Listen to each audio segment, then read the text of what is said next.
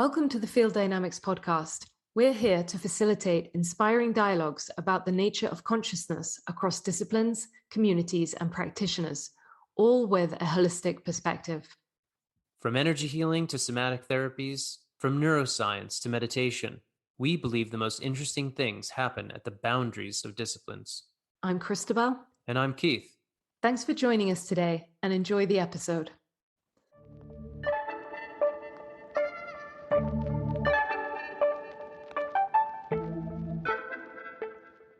Hello and welcome. Today here with us is Dr. Susan Greenwood, a renowned author, lecturer, and shamanic practitioner in the fields of magic, anthropology, and consciousness. She specializes in magic as an altered mode of awareness, well known for her fieldwork with British witches, druids, and shamanic practitioners. She's a past lecturer and visiting fellow at Goldsmiths, University of London, where she completed her PhD on British magic in 1997.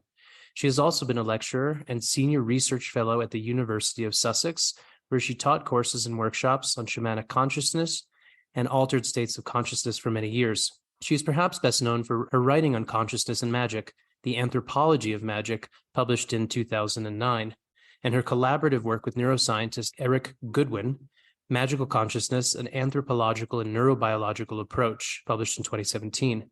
And Developing Magical Consciousness, a Theoretical and Practical Guide for the Expansion of Perception, published in 2020. Susan's research focus is now on exploring alternative modes of knowledge through storytelling. Susan, thank you so much for taking the time to join us today. Oh, my pleasure, and thank you very much for the invitation.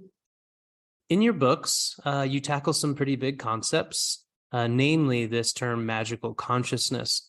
Could you perhaps provide a general sense of what this means to our listeners so that they have a foundation? Okay, well, magical consciousness it feels like a very big topic, but actually it's probably quite simple, and it's probably something that we all have that's hiding in plain sight in our consciousness. And it's probably part of our everyday thinking. But it's been devalued in Western culture. It's a type of thinking that is non-cognitive and non-conceptual, and it's something that is very common in our everyday thinking. And perhaps we could talk about a whole spectrum of experience. On the one end, it might be sort of daydreaming, mild daydreaming, dreams, light trance, going all the way through to perhaps what we could describe as the more heavy-duty visionary experience of shamans who go into very, very deep levels of consciousness. So, to explain it simply, to begin with, one of the characteristics that would define magical consciousness is that it's not confined to humans. Consciousness isn't located in the human head. It's an aspect of consciousness that extends outwards to all beings, and that's probably one of the hardest things for Westerners to grasp, because we're so used to thinking that consciousness is unique to being human, and it can be understood by looking at the brain. So I think at this stage it's probably good to say that magical consciousness is a part of our awareness that we've actually culturally lost contact with because it's been devalued. Although, of course, it is expressed in poetry and music, painting and things like that, but as an aspect of our awareness that could lead to knowledge, it has certainly been devalued in Western cultures. And I would go on to say that Western neuroscience can teach us a lot about human brains and about how they work, but they cannot understand magical consciousness because it works through the mind and it works through creating these connections in a non-cognitive way.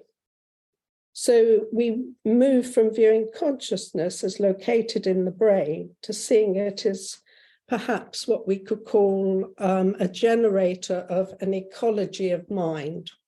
So it extends outwards into nature and connects with all beings. And that is really a basic outline. Thanks, Susan. That's incredibly helpful. It's a vast subject, as you identify at the beginning of that share. May I ask what sparked your personal interest in investigating these subjects as an individual? Well, I was always curious as a child, and I was always asking awkward questions. I was always wanting to know, and at school it drove my teachers mad because they couldn't quite get me. And I think I was probably a bit of an odd kid, really. But I was always fascinated by nature. As a kid, I had a sandpit at the bottom of my garden, and I used to spend hours in this sandpit, and it was at the wild end of the garden where nobody went, and it was all a bit overgrown, and there were wireworms in the sand and earthworms, and I became fascinated by the earthworms and how they mixed the earth with the sand, and it became, I suppose, my little haven from the life of school and everything else. And also my dad taught me about looking into rock pools on the beach and identifying crabs and prawns and all sorts of sea life. And I became fascinated by looking through the water and seeing these different worlds. So I think that's what really kick-started my interest in finding out about different things that were beyond me, really, and I suppose my place in nature. And I think I probably felt more at home in nature than I did at school or in the house or whatever. But I first started thinking about spirituality when my father died, and I was brought up nominally within the Church of England.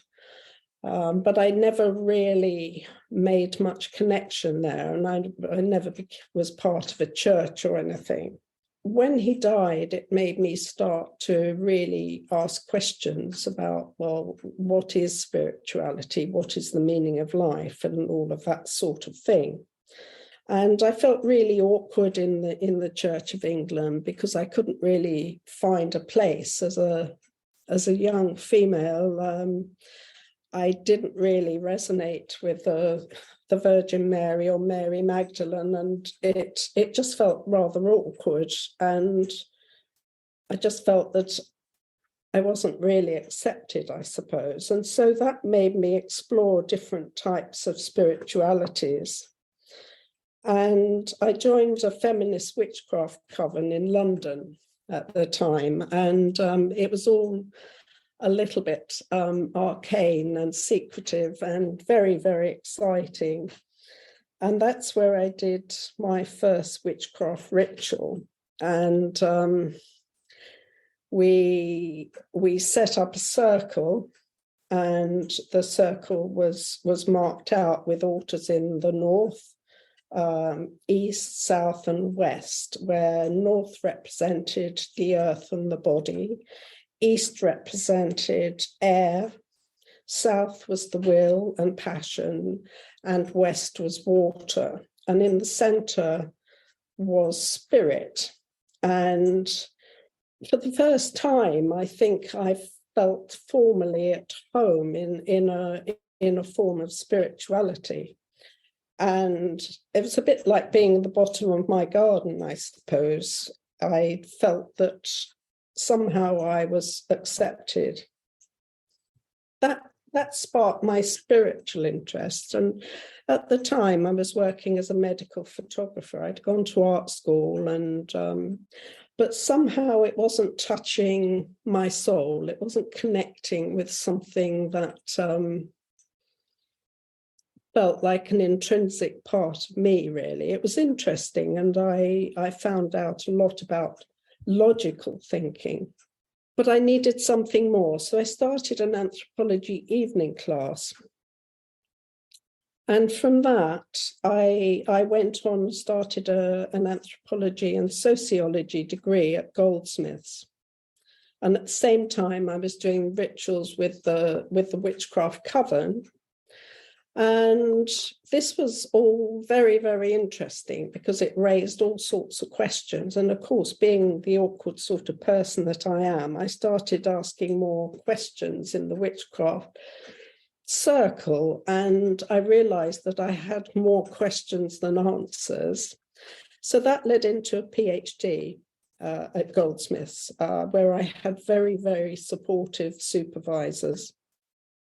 So I came face to face with the problem of studying magic, because the study of magic almost defines the anthropological quest in terms of studying the other.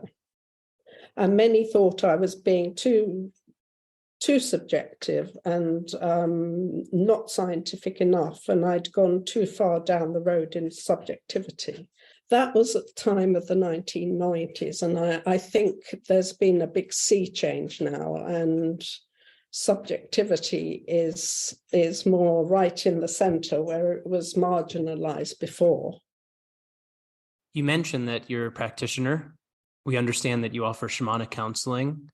How do you go about this? Maybe you can walk people through how you would approach conducting a shamanic counseling session. You know, what are the components to it? What's the goal? How does that practice work? Yeah, I have done a lot of shamanic healing in the past over many years. Not so much now. I'm more focused on my writing. It started really, I suppose, with the start of my doctoral fieldwork with contemporary magical practitioners. And I was working with various groups of British practitioners of magic, ranging from witches and druids and ceremonial magicians to general pagans. And so I was going around and doing a lot of rituals. I found that in general, the other world, the spirit domain, was seen to be a locus for healing. In particular, I joined an occult training school of ceremonial magicians. And so I was taken through the whole process of healing, which started with knowing thyself. Through this magical process, I learned all sorts of psycho-spiritual techniques. The essence of that was that before one could have an effect in the outside world, the macrocosm, one had to understand the microcosm, the self, and had to balance the internal forces before you could actually work with the external forces. So during this process and during my research on magic, my role as an anthropologist turns into something of becoming a spirit healer. And this was really quite strange because on the one hand, I was supposed to be very, very academic and, you know, keep my logical hat on, as it were. And on the other hand, I was supposed to go into all these spiritual realms, which were totally different. And it seemed to me that there was a different language for both. So it was quite challenging to begin with, and I had to learn which reality that I was in. And it felt a little bit schizophrenic to begin with, to be absolutely honest, but I soon got used to it.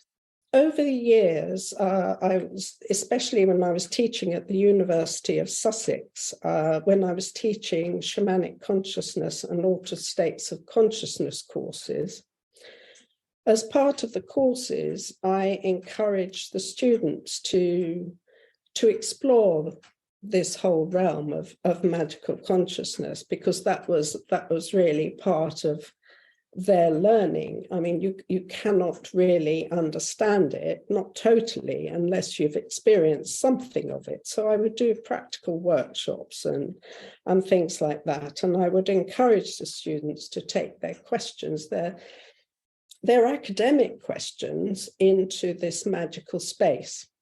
And actually, it was very successful, and a lot of them really got it and got all sorts of insights into their academic studies, and not only their academic studies, but their own life process. And one thing led to another, and soon I was being asked to do individual sessions with on specific problems and issues they were having. And so I gradually turned into becoming an anthropologist healer. That went on for quite a number of years, really. So I learned to balance my my logical, theoretical mind with exploring this alternative reality as well, and also taking lots of people into that alternative reality. And I came to find a shamanic perspective was really, really important, not only because I think that shamanism is probably humanity's first type of spiritual experience, but it has a very simple philosophy, if you like, about healing, and it's all based on whole souls. And that is the ideal state. If a person is ill and needs healing, they either have a spirit intrusion, that something is within the soul that shouldn't be, in which case the healer has to extract it, take it out, or there's something that's missing, and it's the healer's role to go and find out what it is that is missing from that soul. You've asked about the components of a shamanic healing. Well, first of all, it's important to set up a magical space with rattles, drums, other paraphernalia, to call in the spirits of the other world, and particularly the spirits that the shamanic healer might be working with, not only for protection, but also to help with insight. And the goal is self-insight about how to re-establish this whole soul. So we might start off with using runes. I might have someone who would say they have a particular problem. So I would encourage them to explore that problem a little bit, and might use runes or tarot or something like that. So we talk about it and work out what the issue was. And then, depending on what they felt about it, I might journey on their behalf on my own and come back and report to them, or I might invite them to come on the journey together, so we go together. But that's really dependent on the individual and what they need. And in terms of consciousness, what it's needed to do this work, shamanic healing, on the part of the healer, it's quite profound, really. And this came to me gradually. The more experience I got, I realized that I was having to go through deeper layers of my own consciousness, where to begin with, I would perhaps be aware of the room and of the person who'd come to me, and perhaps what had been going on in the day even, and the dynamics of that, and what I'd sort of picked up from our conversation. And then I'd go through deeper into a different level, and there I might invite the spirits that might be helping me at that particular time.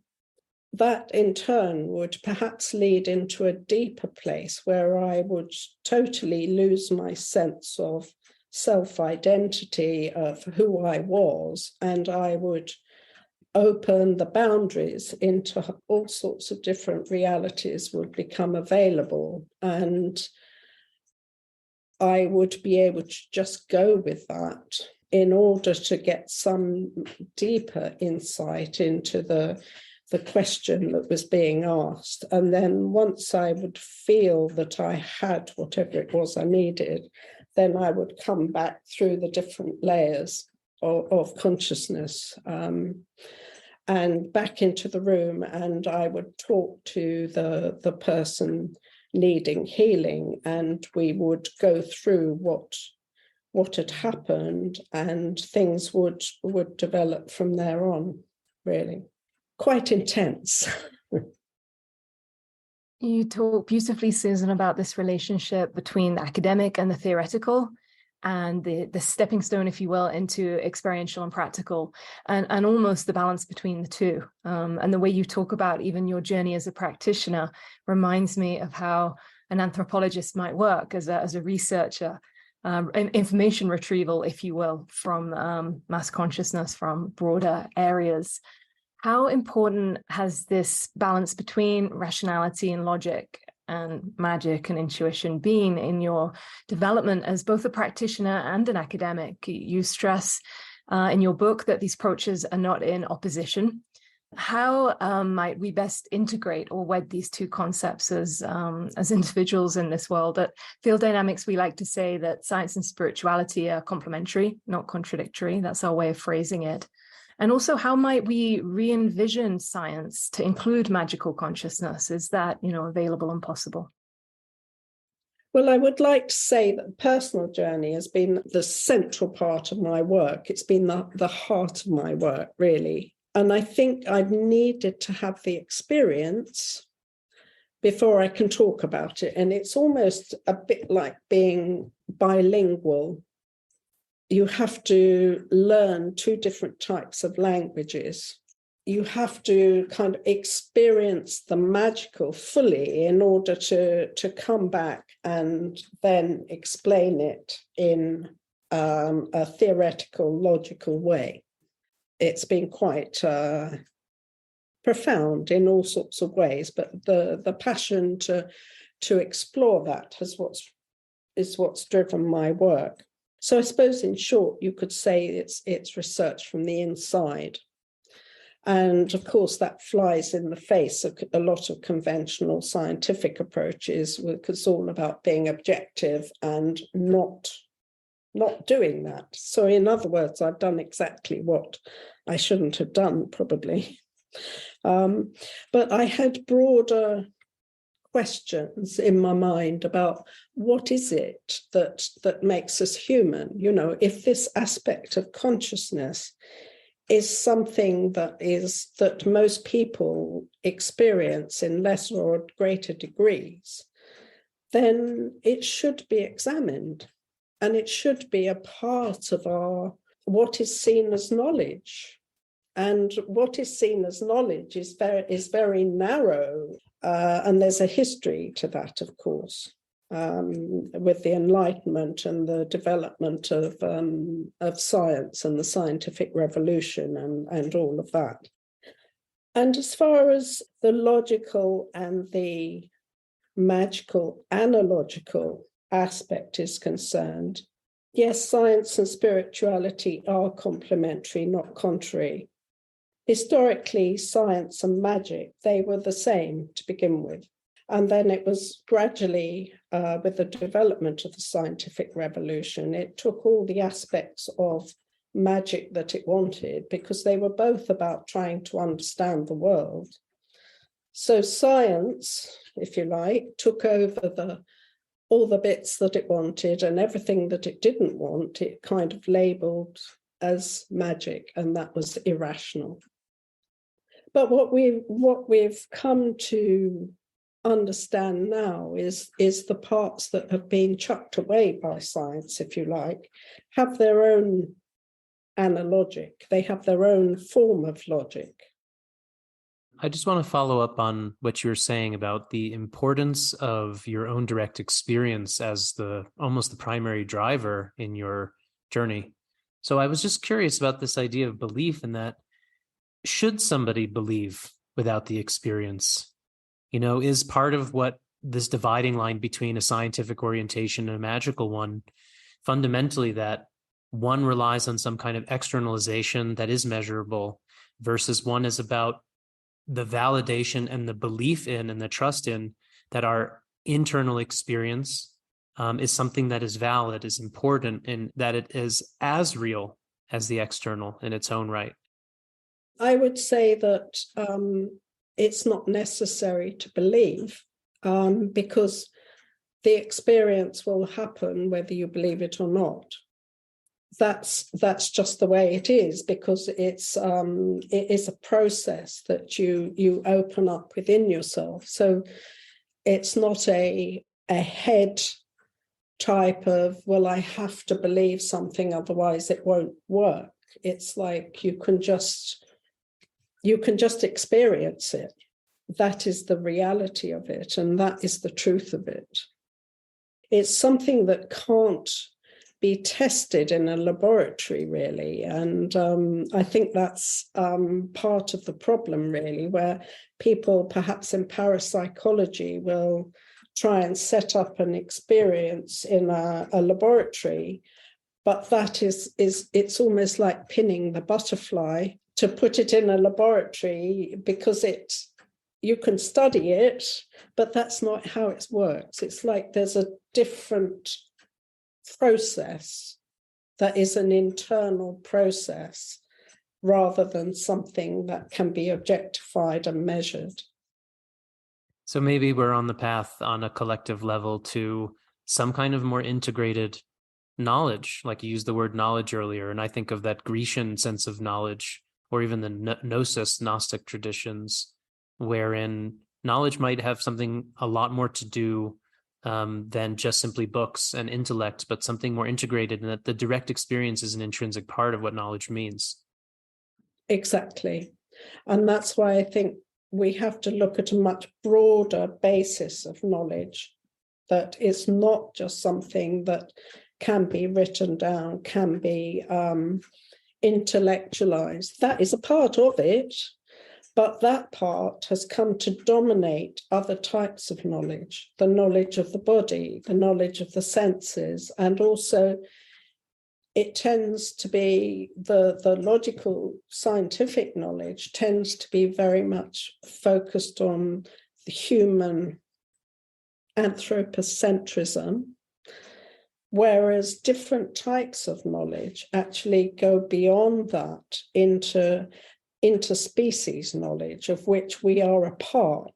And I think this is crucial in terms of the climate and how to re-envisage our world, whereby we are no longer the masters. We've got to actually learn how to live with other beings on the planet to save the planet, really. And there's knowledge that comes with that. And I think that knowledge is held by a lot of indigenous people. And we're having to kind of take a big look at what we have done to indigenous people, what we've done to the planet as well, because within that type of knowledge that they still hold are the answers to planetary survival. You speak very eloquently about the idea of this invisible energy, as you put it, that connects us all, and also about your personal experience as a practitioner of sensing how you navigate through different realities. We might call it or refer to it as walking the dimensions as a practitioner. And I'm really fascinated to hear more, if you're happy to share, about how you experience your sensing. In field dynamics, people come to us and they look to develop their sensing, their intuition, HSP, if you want to call it that. What is your experience personally when you're accessing or connecting to this energy that connects us all between the micro and the macro? And how are you navigating these dimensional shifts, or the language that you'd prefer to use to describe these levels of reality? Well, there's all sorts of different ways of approaching that. It depends. It depends on who's coming, what they want, what the situation is. In a weekend workshop, I might set up a whole experience that invites people to explore different types of reality, mainly through drumming, and taking them on drumming journeys, and then just encouraging them to explore their experience. And most people do have experiences when you drum. I might drum for 15 minutes, and I don't think I've ever had anyone who said they haven't had some sort of experience. They might say, oh, well, it's just my imagination. And then, of course, that is a product of our culture. We don't see the imagination as something valid. It's kind of an illusion at worst, and at best it's just a sort of a fantasy. But actually the imagination is a doorway into other realities, and what starts as the imagination ends up where you are what's called the volitional imagination, where you are willing something to happen. There comes a point when that volition shifts into non-volition, where other things start to happen. I suppose the drumming and the rattling is the central point, but the main emphasis is on helping people to understand themselves through this process. And that is the part of the healing, really, by understanding there are very rich dimensions of themselves that perhaps they haven't explored before. And that can give very big insight. And I see that as something that is not only healing of the individual, but it helps create a new awareness that hopefully will come towards healing the planet and encouraging a different worldview that perhaps is more in tune with how we used to see the world before the dramatic shift of the development of science and the Enlightenment and all of that. It's almost like we have to relearn what we've lost. And how might the power of intention apply here? Intention as practitioner, or intention as recipient, if you will, as client? It's very important, because from the witchcraft training, intention is to do with the will, and you have to have a very clear focus. And that's what I teach on a workshop, that it's very important to have a focus in order to go into these alternative realities, because that gives a structure.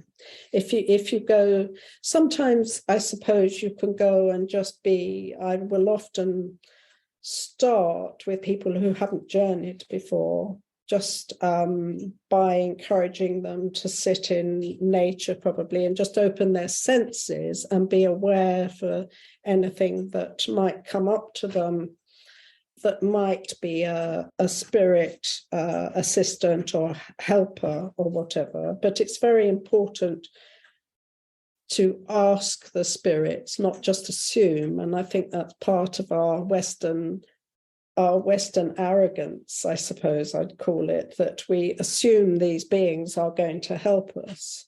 So I would say just ask, and you have to be humble in a sense of these beings and not assume.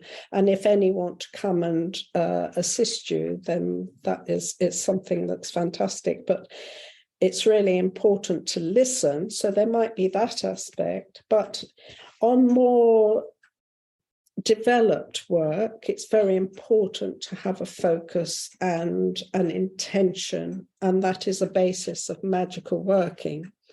You have an intention. In healing, you have a question. What is the issue? What is the problem? in shamanic terms, it might be there's a problem in the community. You need to engage with the spirits to find out how to deal with that problem. It might be there might be some tension in the community. It might be there isn't food to eat, that sort of thing. So you have to have an intention. So I'm wondering, you've mentioned there is an indigenous knowledge that is very important in the healing or the saving at a planetary level. How might you describe this knowledge?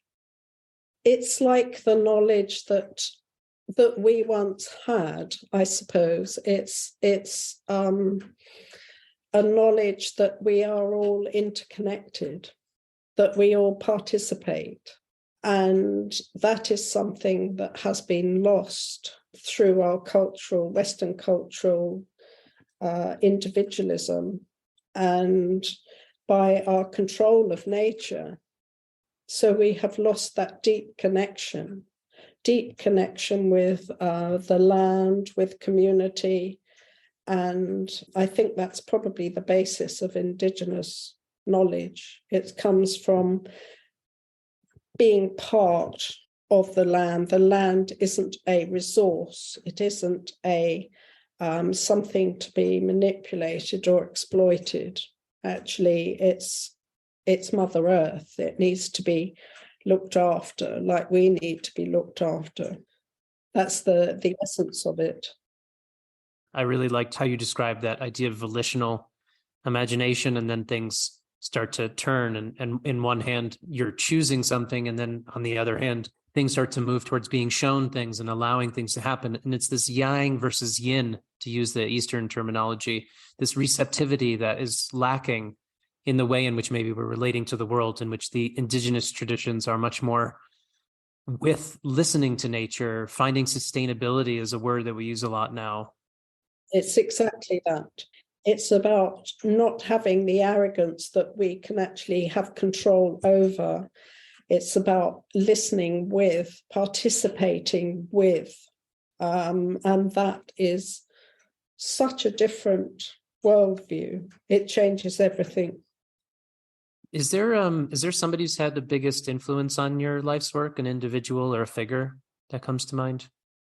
I suppose it's mainly William Blake, because, the 18th century poet and artist, I think he was a shaman, actually, William Blake, because he was writing at the time of the breakdown of what we might call a more indigenous perspective. He was writing at the time when the Enlightenment was really kicking off. There was all sorts of revolutions going on, great social unrest, and he was considered mad at the time. And but he had this vision. He had lots of visions, actually, about reintegrating the world, and particularly the human psyche. I mean, I'm looking at his work through a very big panorama here.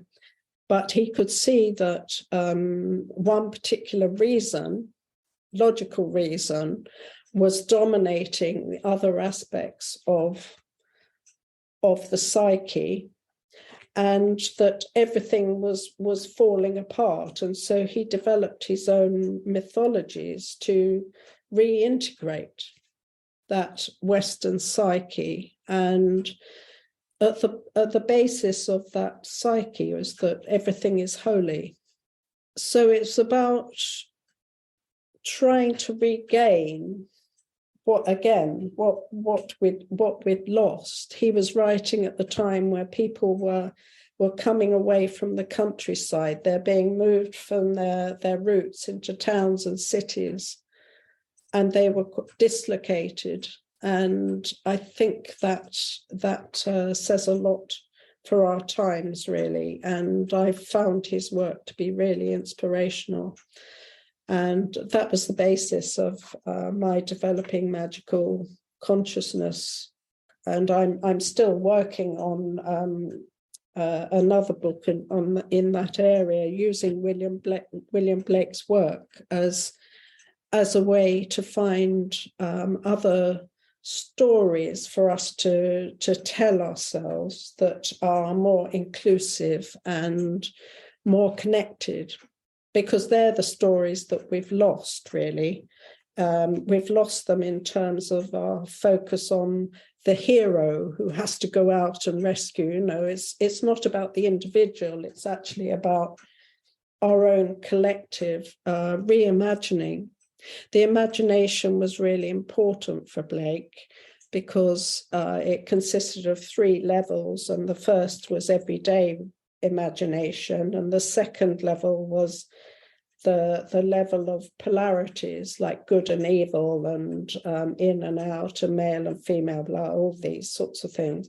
But the third level of the imagination was the divine imagination, and that's what we had to work through. And that's all of his mythologies are about reaching that sense of the divine imagination, which kind of encompasses all, really. So I think he's probably been my biggest influence. There's been other academic influences along the way, but Blake it's been quite inspiring. I can sense that, Susan. His work, Songs of Experience and Innocence, comes to mind as you're talking there, which was a favorite of mine growing up personally. It's a journey from innocence to experience, and experience is regaining that childlike delight. So it's not about being childish, it's regaining that delight, the heaven in the wildflower and eternity in the moment and all of those things. Yeah, his line, binding with briars your joys and desires, is one that always stood out to me as a child. You're mentioning now that and we mentioned in the bio at the beginning, your research focus on exploring alternative modes of knowledge through storytelling. And you've mentioned that in a post-truth world, stories are becoming more and more important as methods of communication. And just as we're coming to an end here, I wondered if you could explain what a post-truth world is and why stories are so important at this moment in time. Well, a post-truth world is a world where we have shifted from the dominance of the logical, the scientific narrative into the narrative of magic, actually, of magical consciousness. And the tide has definitely turned, but it's because the scientific narrative was so extreme one way. I think there's been a reaction the other way. So now it's in a post-truth world has kind of turned what we saw as truth on its head. And there are all sorts of alternative magical narratives in myths and stories. And while some of these are really life-enhancing and beautiful in terms of the ways that we've already talked about, the positive sense, there is a negative as well. And we see this working out in terms of conspiracy theories. And there's always a political aspect to that. I think in a post-truth world, in a way, anything is up for grabs. And so we have to be very careful about how we look at the stories that we use today. It's very, very important. And is this the work that you're doing now? What are the projects you're currently working on, or in terms of your future kind of ambitions professionally? I've actually just finished a paper for the Journal of Consciousness Studies, exploring the work of a 19th century Aborigine clever man with the 19th century work of William Blake. Here I've brought Blake in as a shaman and have compared his work to the Australian clever man. And the difference in cultures, I think, is really, really interesting, whereby the the Aboriginal clever man was sort of embedded in at least 50,000-year-old culture of the dreaming, whereby everybody and everything is located in this relationship with the land and with the ancestral beings, and the ancestral past is in the present. And the Aboriginal clever man was a part of that and could use it to support his community in terms of change resulting from the British invasion, basically, where Aborigines were massacred and had a very bad time of it. So I was using that on the one hand with William Blake, as I spoke about a bit earlier, who developed his own mythology to heal the Western psyche. And so I was looking at the two very, very different contexts, but they were both using what I would call magical consciousness. The essence was the same, but there's all sorts of ways where we can create bridges of communication, where we can start to understand these indigenous worldviews, and we can learn from the indigenous worldviews, but we can't go in an arrogant way. We have to accept and recognize what has happened in the past, how we have destroyed a lot of their culture. So we have to listen, and we have to be receptive to different sorts of voices. No longer can we in the West go and say, well, we know it all, and, we have to listen to different types of voices. And I've been working on that, and that is my main project at the moment, because I feel really strongly drawn to trying to do whatever little thing that I can in order to subvert what seems to be some sort of crisis, whether or not it is too late or who knows, but we have to do what we can. So all of my writing and my time and my passion is located in that, really. Thank you, Susan. I'd love for you to share, if possible, where our listeners can find more about you. We mentioned a number of the books that you've published. I understand there's also a website, susangreenwood.org. Perhaps you could share a little of any upcoming workshops or ways that people can work with you and connect. Well, I'm not doing workshops anymore. I've realised that I'm not Superwoman, and having done many, many years of teaching, I've realized that my time is limited. So I'm focusing more on writing and building bridges of communication. But I always like to hear from people and to talk about things, to talk about work. And I'm very interested in all of that. But I'm not doing any more workshops, not in the foreseeable future. Who knows what will come later. But yes, people can stay up to date with what I'm doing on that website. And yes, I'd welcome anyone to take a look. Great. And I just want to thank you so much. It's been a pleasure to speak with you today. Some really interesting places we went, and I just appreciate your time, your knowledge, your wisdom, and your insights. Thank you. Thank you very much for the chance to speak to you. It's been wonderful. Thank you, Susan. Thanks for taking the time. Thanks for listening to the episode. What really supports the podcast is providing a rating and review of the show on your preferred listening platform. This helps us get the message out to a wider audience. If the topics we discussed today appeal to you, do take a moment to subscribe. Lastly, we invite you to check out our website, fielddynamicshealing.com, to learn about our training programs, private session work, and to see how we're setting the standard in contemporary energy healing. Many thanks, and see you next time.